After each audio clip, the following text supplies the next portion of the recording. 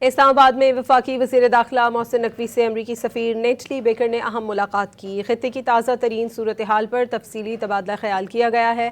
اسلام آباد مذاکرات کے دوسرے راؤنڈ کے انعقاد کے حوالے سے بھی سفارتی کاوشوں پر بات چیت کی گئی ہے۔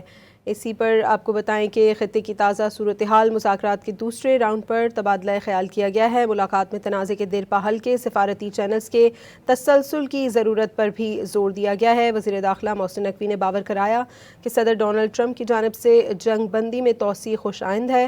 یہ قدم کشیدگی میں کمی کی جانب اہم پیش رفت ہے۔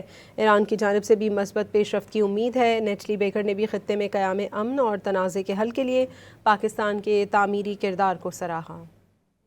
اسلام آباد میں وفاقی وزیر داخلہ محسن نقوی سے امریکی سفیر نیٹلی بیکر نے اہم ملاقات کی۔ خطے کی تازہ ترین صورتحال پر تفصیلی تبادلہ خیال کیا گیا ہے۔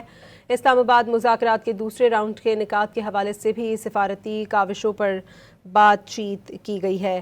اسی پر آپ کو بتائیں کہ خطے کی تازہ صورتحال مذاکرات کے دوسرے راؤنڈ پر تبادلہ خیال کیا گیا ہے۔ ملاقات میں تنازع کے دیرپا حل کے سفارتی چینلز کے تسلسل کی ضرورت پر بھی زور دیا گیا ہے۔ وزیر داخلہ محسن نقوی نے باور کرایا کہ صدر ڈونلڈ ٹرمپ کی جانب سے جنگ بندی میں توسیع خوش آئند ہے۔